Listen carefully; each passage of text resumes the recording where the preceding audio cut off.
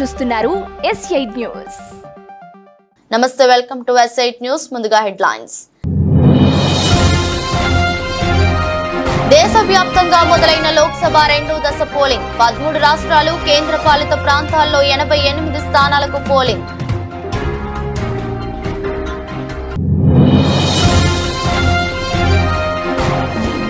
వీవీప్యాట్ల లెక్కింపుపై supreme సంచలన తీర్పు. 100% లెక్కింపు కుదరదని స్పష్టం చేసిన అత్యున్నత న్యాయస్థానం.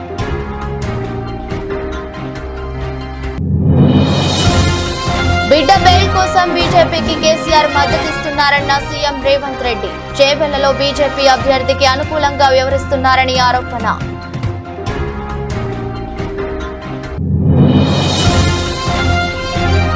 బీజేపీ 10 ఏళ్ల పాలనలో ఏ వర్గానికి న్యాయం జరగలేదని కేసీఆర్ విమర్శ. బీజేపీ నుంచి 4 ఎంపీలుగా గెలిచి ₹1 పనిచేశారా అని ప్రశ్న.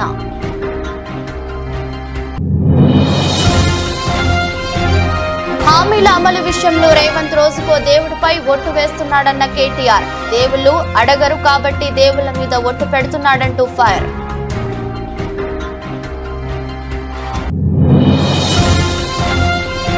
RBI effect. ఒకే రోజు 10,800 కోట్లు నష్టపోయిన ఉదయ్ కోటక్. 13% మేర కుంగుబాటు. ఆ ప్రభావంతో కరిగిన ఉదయ్ కోటక్ సంపద.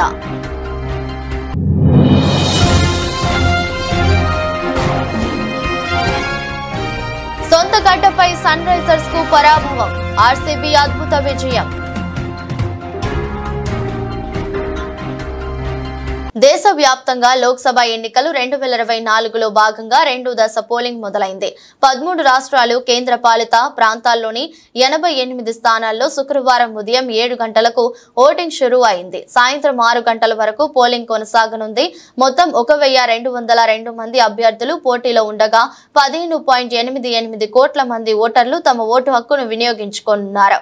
కేరళలో 20, కర్ణాటకలో 14, రాజస్థాన్లో 13, మహారాష్ట్రలో 8, ఉత్తరప్రదేశ్లో 8, మధ్యప్రదేశ్లో 6, అసోం, బీహార్లో 5, ఛత్తీస్గఢ్, పశ్చిమ బెంగాల్లో 3 చొప్పున, మణిపూర్, త్రిపుర, జమ్మూ కాశ్మీర్లలో ఒక్కో స్థానానికి పోలింగ్ జరుగుతుంది. నిజానికి రెండో దశలో 89 నియోజకవర్గాలకు పోలింగ్ జరగాల్సి ఉంది. కానీ మధ్యప్రదేశ్లోని బేతుల్ నియోజకవర్గ బీఎస్పీ అభ్యర్థి మృతి చెందడంతో అక్కడ పోలింగ్ రీషెడ్యూల్ అయింది.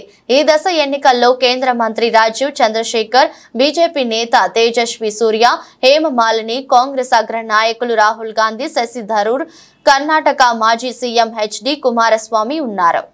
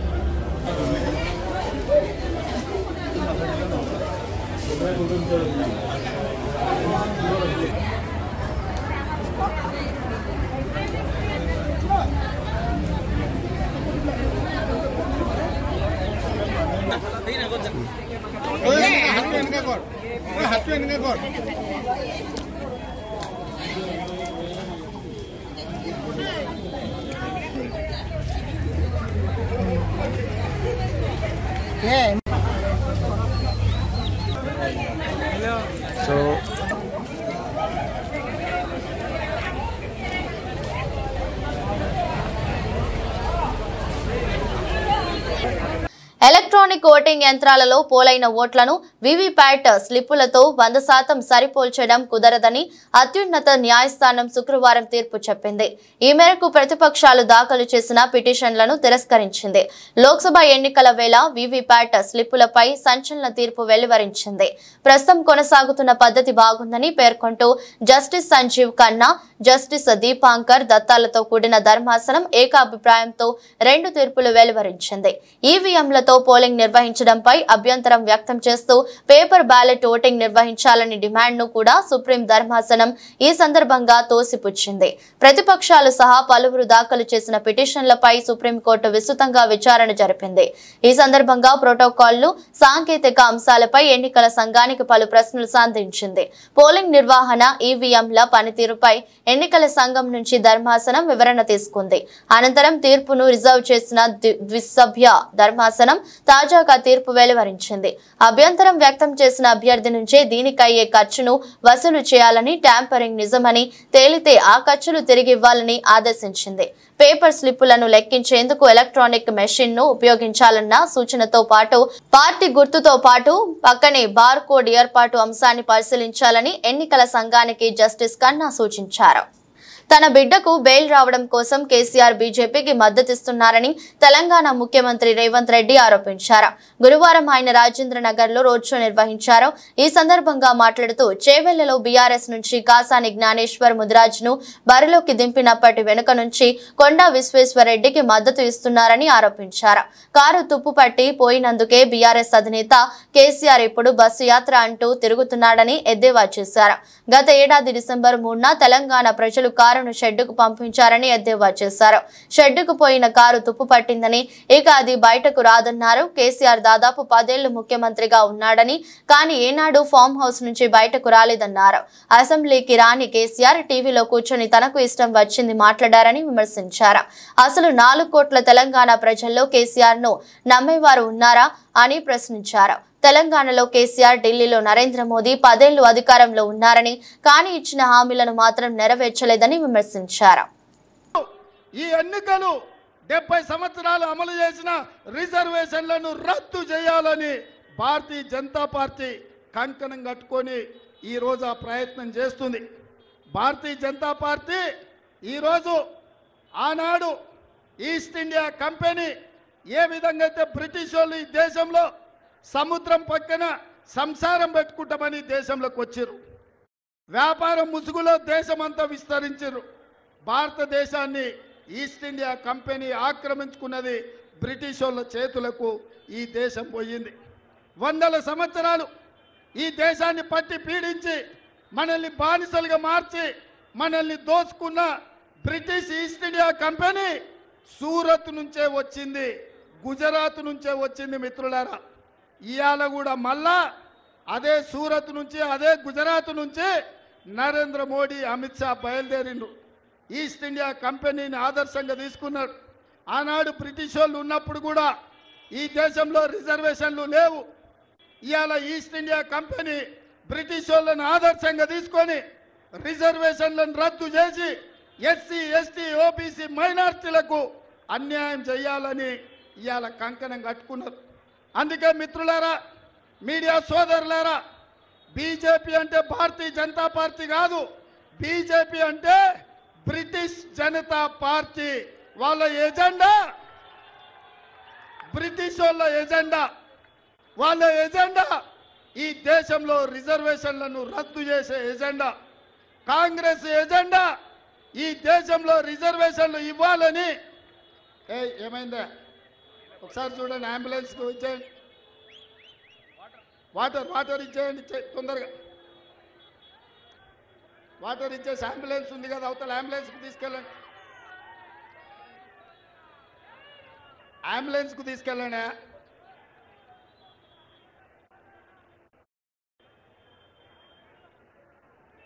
ఓకేనా?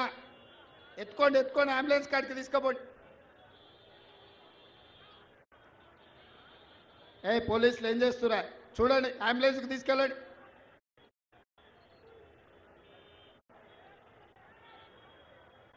జరగండి అమ్మా, జరగండి తల్లి, అటెండ్ జరగండి. డాక్టర్ ఉన్నాడు కదా అంబులెన్స్లో.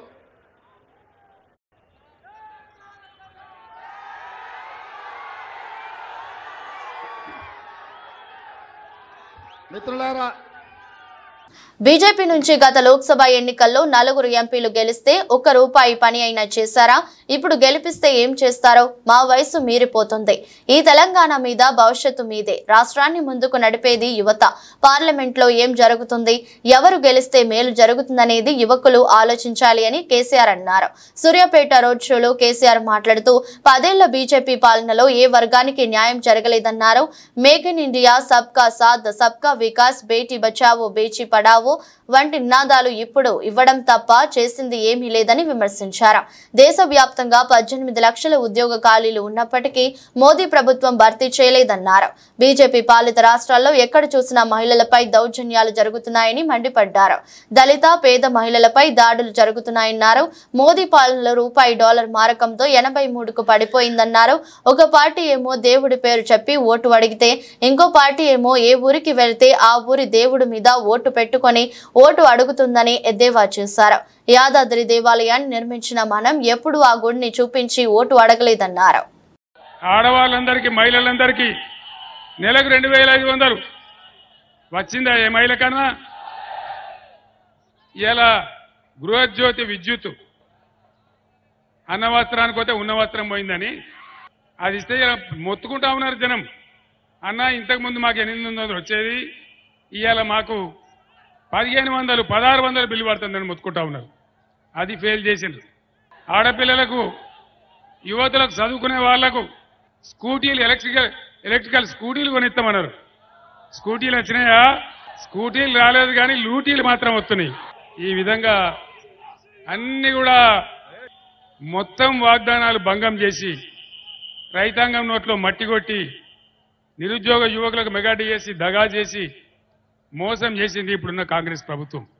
ఏఐసీసీ ఇచ్చిన నిర్దిష్ట ఆదేశాల మేరకు చేరికల కోసం కాంగ్రెస్ పార్టీ ఒక కమిటీ ఏర్పాటు చేసింది. కాంగ్రెస్ పార్టీ భావ సారూప్యత సిద్ధాంతం పట్ల నమ్మకం, అవగాహన ఉన్న నాయకులను కాంగ్రెస్ పార్టీలో చేర్చుకోవాలని అధిష్టానం నిర్ణయించింది. కమిటీలో టీపీసీసీ వర్కింగ్ ప్రెసిడెంట్లు జగ్గారెడ్డి, ఎమ్మెల్సీ మహేష్ కుమార్ గౌడ్, కిసాన్ కాంగ్రెస్ జాతీయ ఉపాధ్యక్షులు కోదండరెడ్డిలు ఉంటారు. 25, 26 తేదీలలో రేపు, ఎల్లుండి 2 రోజుల పాటు గాంధీ భవన్ లో చేరికలు ఉంటాయని టీపీసీసీ వర్గాలు తెలిపాయి. పార్టీ కానీ ఇతర పార్టీలలో పనిచేసి కాంగ్రెస్ పార్టీ ఎడల కాబట్టి నేను రాష్ట్రంలో ఉన్న మన నాయకులందరూ కూడా కాంగ్రెస్ పార్టీలో ఉన్నాయి. వాళ్ళు ఎవరు కూడా తప్పుగా భావించవద్దు. అంటే కండువలు కప్పినందుకు ఎవరు నారాజు కావద్దు. ఎమ్మెల్యేలు గెలిచిన వాళ్ళు, ఓడిపోయిన వాళ్ళు, మంత్రులు కూడా ఎవరు నారాజు కావద్దు. మాకెందుకు చెప్పకుండా చేసిర్రు అని కూడా ఎక్కడ కూడా మీడియాలో ఓపెన్గా రావద్దు. ఇది ఏఐసిసి డైరెక్షన్. ఇది క్లియర్ వర్గం ఉంది. నేను టైంకి లేకపోయినా నా నియోజకవర్గం చెయ్యని వాళ్ళు వచ్చినా, కోదండరెడ్డి గారు వేసినా, లేకపోతే మన మహేష్ గౌడ్ వేసినా నేను యాక్సెప్ట్ చేయాల్సిందే. అర్థమైందా? మీడియాలో నేను కూడా మాట్లాడొద్దు. ఇది ఏఐసిసి ఇచ్చిన డైరెక్షన్. ఇది మీడియా సోదరులకు నేను తెలియజేస్తున్నా. ఇది కాంగ్రెస్ పార్టీ, గాంధీ భవన్ మీడియా అందరూ కూడా యావత్ రాష్ట్రంలో కాంగ్రెస్ పార్టీ ముఖ్య నాయకులకు సమాచారం ఇచ్చే దాంట్లో మీరు సహకరించాలని all channels, print media, electronic media, social మీడియాను కోరడం జరుగుతున్నది. తెలంగాణ ముఖ్యమంత్రి రేవంత్ రెడ్డి మానవత్వం చాటుకున్నారు. ఛాతీ నొప్పితో బాధపడుతున్న వ్యక్తి కోసం తన కాన్వాయ్లోని అంబులెన్స్ ను పంపించారు. ఈ సంఘటన రాజేంద్ర నగర్ ప్రాంతంలో రోడ్ షో నిర్వహిస్తున్న సమయంలో జరిగింది. ముఖ్యమంత్రి రోడ్ షో పెద్ద ఎత్తున ప్రజలు వచ్చారు. ఈ సమయంలో వ్యక్తి తీవ్రమైన ఛాతీ నొప్పితో బాధపడుతున్నాడు. ఇది గమనించిన ముఖ్యమంత్రి అతనికి సాయం చేయాలని తన కాన్వాయ్లోని అంబులెన్స్ సిబ్బందికి సూచించారు. ఓవైపు బిజీగా ప్రచారం జరుగుతున్న సమయంలో రేవంత్ రెడ్డి కనపరిచిన తీరు పట్ల అందరూ ప్రశంసలు కురిపిస్తున్నారు.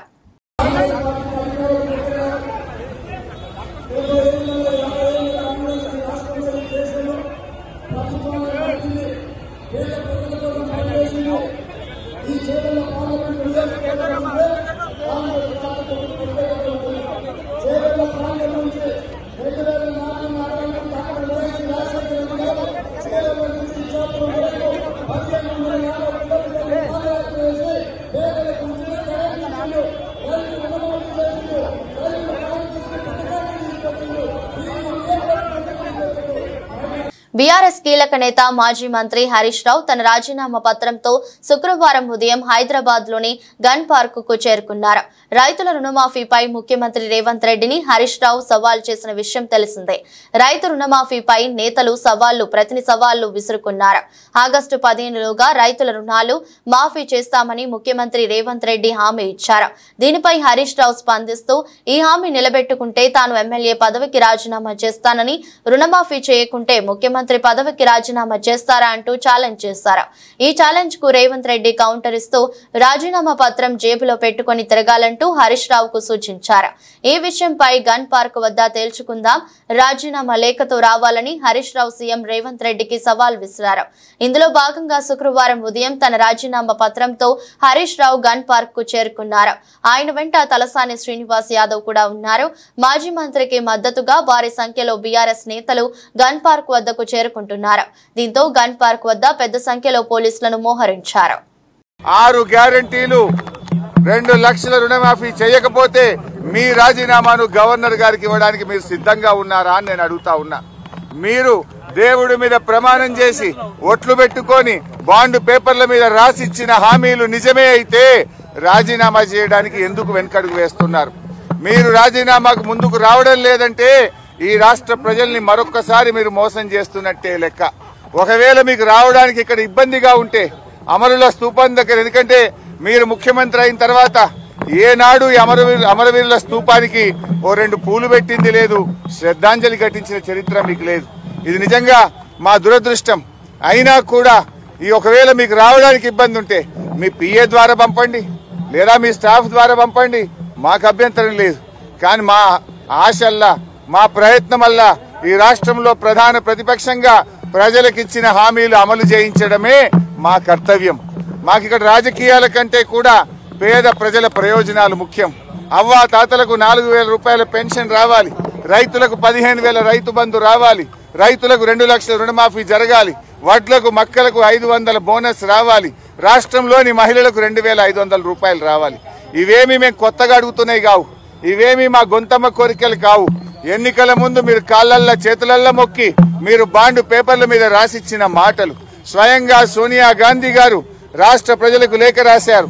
ఈ 6 గ్యారంటీలను 100 రోజుల్లో అమలు చేయించే బాధ్యత మాది అని స్వయంగా సోనియా గాంధీ గారే రాష్ట్ర ప్రజలకు లేఖ రాశారు. అందువల్ల ఈ రాష్ట్ర ప్రజలకు మీరు ఇచ్చిన హామీలు అమలు చేయమని అడుగుతున్నాం. ముందు బేషరతుగా మీరు క్షమాపణ చెప్పాలి. ఎందుకంటే డిసెంబర్ 9న తొలి సంతకం 6 గ్యారంటీల మీద పెడతామని, రుణమాఫీ మీద పెడతామని మాట తప్పినందుకు ముందు క్షమాపణ చెప్పండి. ఇకనైనా ఆగస్టు 15 అమలు చేస్తే మాకు సంతోషం. నా ఒక్కడికి ఎమ్మెల్యే పదవి కంటే ఈ రాష్ట్రంలో లక్షలాది మంది ప్రజలకు 4,000 ఆసరా పెన్షనో, 4,000 నిరుద్యోగ భృతో, 500 రూపాయలు మహిళలకో, 2 లక్షల రుణమాఫీ జరిగితే నేను సంతోషపడతాను. 5 ఏళ్లు నాకు పదవిలో లేకపోయినా కూడా రాష్ట్ర ప్రజలకు మేలు జరిగితే నాకు అంతకంటే ఆనందం ఇంకోటి ఉండదు. అందువల్ల నేను రాజకీయాలకు అతీతంగా స్వచ్ఛందంగా ముందుకొచ్చాను. నేను స్పీకర్ ఫార్మెట్ లో కూడా నా లెటర్ ఇవ్వడానికి నేను సిద్ధంగా ఉన్నా. ఇవాళ నీ డిమాండ్లను ఇవాళ ఇక్కడ ఉండే జర్నలిస్టుల చేతిలోనే నా రాజీనామా పత్రాన్ని పెట్టి వెళ్తా ఉన్నా. స్పీకర్ ఫార్మెట్ లో రాజీనామా ఆమోదించుకొని పదవికి దూరంగా ఉండడానికి నేను సిద్ధం. కానీ నువ్వు మరి ప్రజలకు ఇచ్చిన మాట నిలబెట్టుకోవాలని కోరుతా ఉన్నా. 6 గ్యారంటీలు 100 రోజుల్లో అమలు చేస్తామని బాండ్ పేపర్ల మీద రాశారు. చట్టబద్ధత తెస్తామని చెప్పారు. మొదటి రోజే సంతకం పెడతామన్నారు. ఇది సోనియా గాంధీ తల్లిగా ఇచ్చే మాట అని చెప్పి రాష్ట్ర ప్రజలకు మీరు హామీ ఇచ్చారు. ఆ హామీలు అమలు చేయాలని మరొక్కసారి నేను కోరుతా ఉన్నా. మీరు రావడం రాకపోవడం మీ విజ్ఞత. ఒకవేళ మీరు రాకపోతే ఇక్కడ అమరవీరుల స్తూపం దగ్గరికి వస్తే పూలు పెట్టాలని మీకేదైనా బేసిజాలుంటే కనీసం మీ స్టాఫ్ ద్వారానైనా మీ రిజిగ్నేషన్ లెటర్ పెట్టండి. నేను ఇక్కడ ఉండే జర్నలిస్టులకే నా రాజీనామా లేఖ విచ్చిపోతున్నా. మా జర్నలిస్టులే తెలంగాణ ఉద్యమకారులు. తెలంగాణ ఉద్యమంలో మా జర్నలిస్టులు, మేధావులు అద్భుతంగా పోరాడారు. తెలంగాణ సీఎం రేవంత్ రెడ్డిపై బీఆర్ఎస్ వర్కింగ్ ప్రెసిడెంట్ కేటీఆర్ ఆసక్తికర వ్యాఖ్యలు చేశారు. అసెంబ్లీ ఎన్నికల్లో గెలిచి ప్రభుత్వం ఏర్పాటు చేసిన తర్వాత ఇచ్చిన హామీలను నెరవేరుస్తా అని చెప్పిన రేవంత్ ఇప్పుడు రోజుకో దేవుడిపై ఒట్టు వేస్తున్నాడని దుయ్యబట్టారు. దేవుళ్ల మీద ఒట్టు వేయడం ఎందుకు, తన భార్య పిల్లల మీద ఒట్టు వేయడం లేదని మండిపడ్డారు. ఎందుకంటే దేవుళ్ళు అడగరని, కాబట్టి దేవుళ్ల మీద ఒట్టు పెడుతున్నాడని ధ్వజమెత్తారు. పార్లమెంట్ ఎన్నికల తర్వాత రేవంత్ మళ్లీ ప్రజలను మోసం చేస్తాడన్నారు. కరీంనగర్ పార్లమెంట్ పరిధిలో ఏర్పాటు చేసిన రోడ్లు షోలో ఆయన ఈ వ్యాఖ్యలు చేశారు. భారత్ లో సార్వత్రిక ఎన్నికల కవరేజీకి విదేశీ జర్నలిస్ట్ ను కేంద్ర ప్రభుత్వం ఎందుకు అనుమతించలేదన్న పాక్ జర్నలిస్ట్ ప్రశ్నకు అమెరికా విదేశాంగ శాఖ ప్రతినిధి గట్టి షాక్ ఇచ్చారు. ఇది తమ పరిధిలోని అంశం కాదని స్పష్టం చేశారు. దేశంలోకి ఎవరిని అనుమతించాలనేది భారత్ స్వవిషయమని తేల్చి చెప్పారు. తన వీసా విధానంపై భారత్ మాట్లాడుతుంది. ఈ విషయంలో మేము ఎటువంటి అభిప్రాయాలు వ్యక్తపరచలేదము అని విదేశాంగ శాఖ ప్రతినిధి వేదాంత్ పటేల్ స్పష్టం చేశారు. అయితే ప్రజాస్వామ్య పరిరక్షణకు పత్రికా స్వేచ్ఛ కీలకమని వేదాంత్ పటేల్ వ్యాఖ్యానించారు. పత్రికా స్వేచ్ఛ ప్రజాస్వామ్య మనుగడకు కీలకమని అన్ని దేశాలకు మేము చెబుతూ ఉంటాం. అందుకే మేము నిత్యం జర్నలిస్టుల ప్రశ్నలకు సమాధానాలు ఇస్తుంటాం. కానీ ఈ విషయంలో భారత అధికారులు స్పందించడం ఉపయుక్తం అని ఆయన అన్నారు. ఎన్నికల కవరేజీకి తనను అనుమతించలేదంటూ ఆస్ట్రేలియా బ్రాడ్కాస్టింగ్ నెట్వర్క్ జర్నలిస్టు అవని దియాజ్ ఆరోపించిన విషయం తెలిసిందే.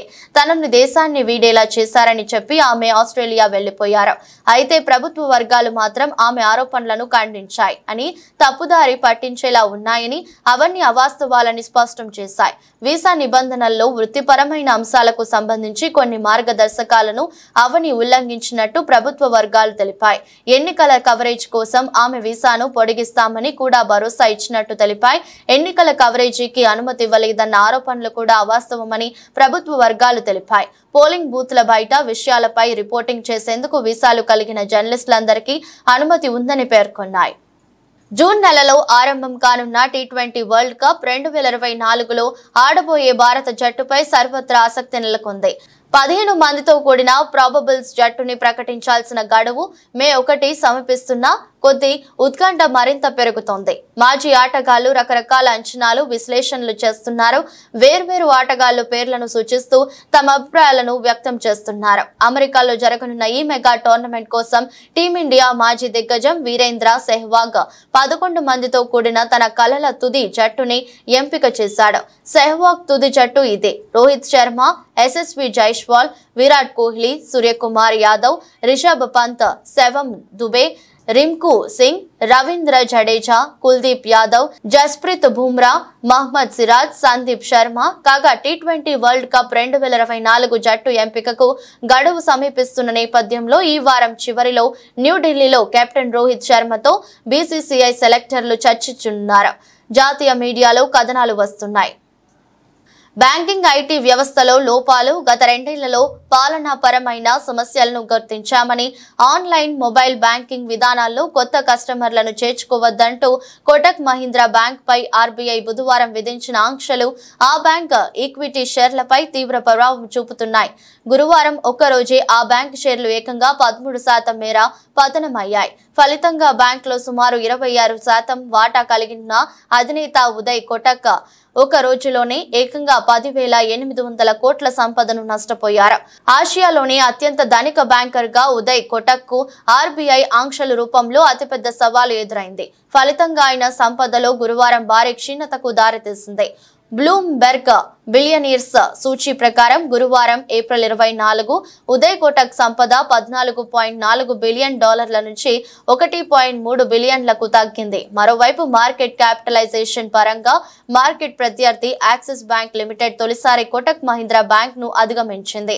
కాగా ఆర్బీఐ ఆంక్షల మేరకు ఉదయ్ కోటక్ గురువారం కీలక ప్రకటన చేశారు. బ్యాంకుకు ఐటీ వ్యవస్థలను బలోపేతం చేయడానికి కొత్త సాంకేతికతలను ప్రవేశపెట్టేందుకు చర్యలు తీసుకున్నామని, బ్యాలెన్స్ సంబంధిత సమస్యలను వీలైనంత త్వరగా పరిష్కరించేందుకు ఆర్బీఐ సహకారంతో పనిచేయనున్నామని తెలిపారు. ఈ ప్రకటన అనంతరం కంపెనీ షేర్లు కాస్త కోలుకున్నాయి. సన్ రైజర్స్ హైదరాబాద్ జట్టుతో మ్యాచ్ అంటే ప్రత్యర్థి జట్లు భయపడుతున్న స్థితిలో రాయల్ ఛాలెంజర్స్ బెంగళూరు జట్టు అద్భుత విజయం నమోదు చేసింది. సొంత గడ్డపై ఆడుతున్న హైదరాబాద్ జట్టును 35 పరుగుల తేడాతో ఓడించింది.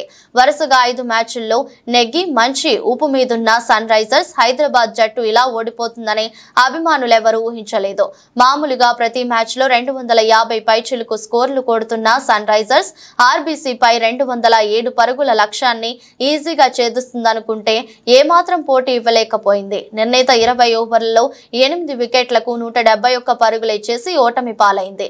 Travis Head, Aiden Markram, Nitish Reddy, Heinrich Klaasen విఫలం కావడం సన్ రైజర్స్ అవకాశాలను దెబ్బతీసింది. Opener Abhishek Sharma 31, captain Pat Cummins 31, Shahbaz Ahmed 40 పరుగులు చేశారు. బెంగళూరు బౌలర్లలో Swapnil Singh 2, Karn Sharma 2, Cameron Green 2, Will Jacks 1, Yash Dayal 1 wicket తీశారు. వార్తలు ముగించే ముందు మరోసారి హెడ్లైన్స్. దేశవ్యాప్తంగా మొదలైన లోక్సభ 2వ దశ పోలింగ్. 13 రాష్ట్రాలు, కేంద్ర పాలిత ప్రాంతాల్లో 88 స్థానాలకు పోలింగ్.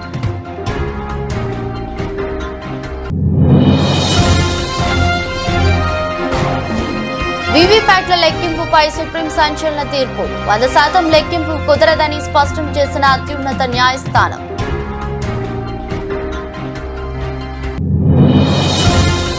బిడ్డ బెయిల్ కోసం బీజేపీకి కేసీఆర్ మద్దతిస్తున్నారన్న సీఎం రేవంత్ రెడ్డి. చేవెళ్లలో బీజేపీ అభ్యర్థికి అనుకూలంగా వ్యవహరిస్తున్నారని ఆరోపణ.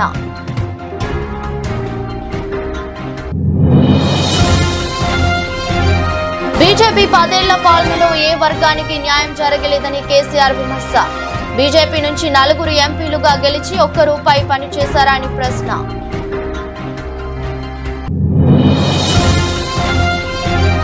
హామీల అమలు విషయంలో రేవంత్ రోజుకో దేవుడిపై ఒట్టు వేస్తున్నాడన్న కేటీఆర్. దేవుళ్ళు అడగరు కాబట్టి దేవుళ్ల మీద ఒట్టు పెడుతున్నాడంటూ ఫైర్.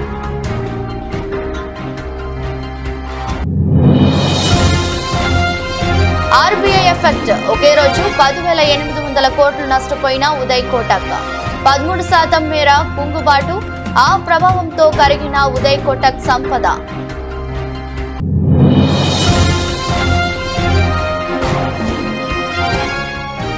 సొంత గడ్డపై సన్ రైజర్స్ కు పరాభవం. ఆర్సీబీ అద్భుత విజయం.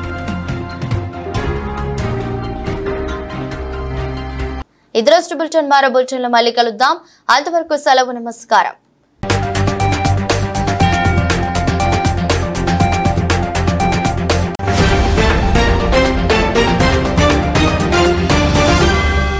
మీరు చూస్తున్నారు S8 న్యూస్.